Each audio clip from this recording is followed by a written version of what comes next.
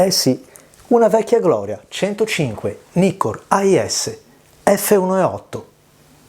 Ma veramente bello, è il terzo esemplare che compro nella mia vita, perché? Perché comunque alla fin fine gli obiettivi belli non sono poi tantissimi, saranno magari una trentina, una quarantina, per carità, ma non tantissimi rispetto a tutta la produzione e alla produzione storica.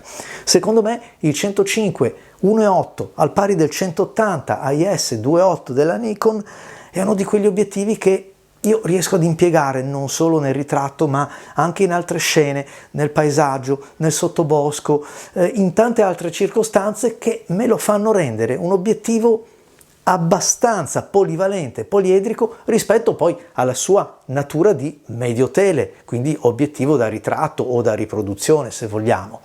Insomma, ritrovo in questo obiettivo quel look particolare, quel fuorifuoco soprattutto, che io apprezzo particolarmente. Saranno i miei capelli grigi a parlare? Boh, forse sì. È anche vero che gli obiettivi più moderni, mi riferisco alle serie Z per esempio, l'85 1.2, il 135 plena, ma anche il 50 1.2, super luminosi che dovrebbero quindi mettere in campo un grado di sfocatura e un tipo di sfocatura rivolta al ritratto, non sempre mi soddisfano appieno. E allora andiamo a vedere come si comporta questo obiettivo. La qualità costruttiva è quella tipica della serie AIS Nikon. Assolutamente obiettivi di pregio, di qualità, meccanicamente e otticamente. Il paraluce in questo caso è incorporato. Comodità unica, lo dico sempre, non serve ricordare di portarselo appresso, montarlo, smontarlo, girarlo, metterlo via, è qua. Basta estrarlo e il suo ruolo lo fa. Una ghiera che è frizionata come veramente devono essere le ghiere per il controllo manuale. Si riesce veramente a spostarlo di un niente andando al fuoco dove serve e come serve. E poi vogliamo parlare di questi anelli, di questo anello argentato, dei numeri colorati che segnano il diaframma. I diaframmi ovviamente sono tutti step by step meccanicamente, ok? Non c'è il controllo neanche su una fotocamera moderna come la Z6 Mark II, sulla quale anche assieme alla D850 l'ho messo alla prova. Un 105 super luminoso ma compatto, non ci sono pulsanti, no, non c'è un commuter per AF, AM, no, niente, perché è solo manuale, non c'è un limiter, no, non c'è neanche uno switch, non c'è un bottone personalizzabile, nudo e crudo, soltanto un gruppo di lenti di altissima qualità per rendere un obiettivo che ha fatto un po' la storia insieme a un 55 micro, al 180 che vi ho nominato prima, il 200 micro e tanti altri obiettivi che condividono questo tipo di costruzione sia ottica che meccanica. Stiamo parlando di un obiettivo che debutta nel 1980. Allo stato della pubblicazione del video stiamo parlando di oltre 40 anni, pensate un po'. Uno schema ottico semplicissimo, oserei dire elementare ma raffinato, 5 elementi, 5 gruppi. Più semplice di così e del resto lo si nota. Sono partito volutamente da immagini in luce diurna, quindi dagli esterni, sebbene si tratti di un obiettivo che senza dubbio rende il meglio di sé in uno studio o comunque laddove la luce è più facile da padroneggiare, perché è un obiettivo attento alle sfumature, molto delicato, con una resa del colore precisa, non sgargiante, naturale oserei dire. Eppure a distanza di parecchio tempo che non lo utilizzavo mi ha nuovamente sorpreso, perché anche in questi scatti con una luce talvolta molto dura è riuscito a mettere in luce le sue capacità. Poche lenti di qualità significa tanta luce diffusa bene sul fotogramma, colori vivaci, quelli che i nostri occhi vedono.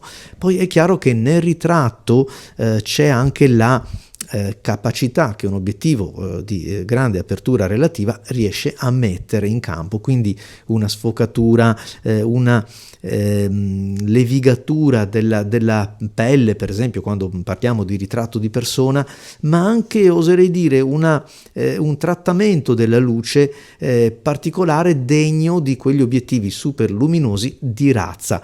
Lo vediamo per come viene preservata e non bucata, cioè queste luci riescono comunque ad essere un po' controllate. Del resto avete visto anche il trattamento di queste lenti simili per esempio a quello del 180-2.8 AIS Nikkor e tanti altri di questa categoria, un trattamento davvero fatto a regola d'arte. E a proposito di luci, a testimoniare come la resa del fuorifuoco, in questo caso forzata indubbiamente, e quindi il trattamento delle luci puntiformi, guardate che meraviglia.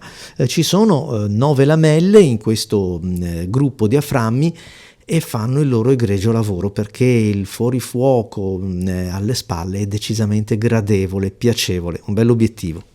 Che lo troviate in un mercatino, che lo troviate in un negozio di fotografia, ma se l'esemplare è in buona condizione, soprattutto frizionato, pulito, ma se vi piace la focale vale la pena prenderla, anche perché a dispetto di obiettivi più moderni non è che lasci sul campo chissà che cosa, ha il suo look fotografico. E lo ripeto, lo avrete visto anche in un video comparativo che ho realizzato col 105 AFS f1.4 Nikkor, la serie G, che è molto più moderno, molto più performante sotto alcuni punti di vista, ma non c'è tutta quella differenza. Certo, non c'è l'autofocus, non ci farei un servizio fotografico con questo se non con un modello che abbia la compiacenza di mettersi in posa e fare anche qualche apnea per trovare il fuoco, per trovare l'inquadratura ottimale. Con l'autofocus è tutto molto più comodo, molto più veloce. È il motivo per il quale bisognerebbe averli tutte e due. E allora grazie Stefano Medici che ci hai dato questa perla di saggezza. Però in fondo è la verità. Un conto è godersi questo tipo di queste caratteristiche che riesce a mettere in campo un obiettivo ormai vintage come questo, e invece la tecnologia moderna che ci propone un autofocus e i nanocristalli. A voi la scelta, come sempre, e grazie per aver seguito anche questo video. Alla prossima!